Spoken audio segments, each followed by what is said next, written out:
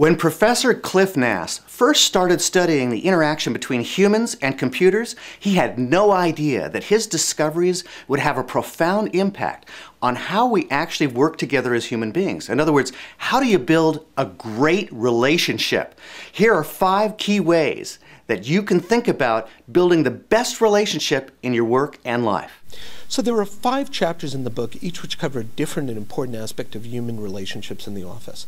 So one of the key takeaways in praise and criticism chapter is that flattery is underrated and the criticism sandwich is a huge problem.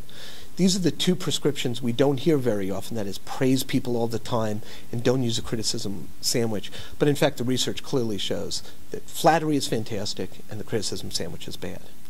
On the chapter in personality, the 2 important things we learned are, 1, in fact, birds of a feather do flock together. We do like people who are like us. But it is a disaster to try to make yourself half like a person.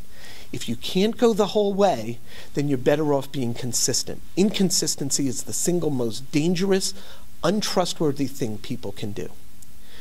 In the chapter on teammates, we discuss why the famous team building exercises don't build teams, because they don't understand what's important about teams. And the only 2 things you need to build in a team, and you must build all the time, are identification, a sense we are a team, like the old color wars in summer camp. We are the red team, and all the people, the red team people are great, and the blue team people are terrible, even if they were arbitrarily and randomly assigned. Once you're a red forever, or the Sharks and the Jets from West Side Story. That mere identification is extremely powerful.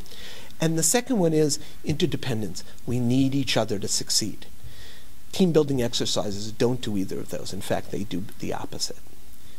The 4th chapter, which is on emotion, we discovered that the most important thing to know is that negative emotions are the most important in the workplace, and they must be handled properly. And the way to handle them is not to let people vent, not to try to talk people out of their negative emotions, but through active listening and repeating back and reflecting back, allowing people to take that negative experience and using it as an opportunity to make themselves look better. Because we don't like negative people. People don't like being negative. But if you tell them, stop it right now, obviously that's not effective. Walking up to someone and saying, who's upset, and saying, let's turn that smile, that frown upside down, is never effective. And finally, in the chapter on persuasion, we learned that to persuade, you really only have to focus on 2 things. One is expertise, proving that you know what you're talking about, and just as important is trustworthiness, the fact that you care. And it's very important to realize those 2 often have to be traded off. And there are times when it's better to lean on expertise and downplay trustworthiness, and times it's better to up trustworthiness and downplay expertise.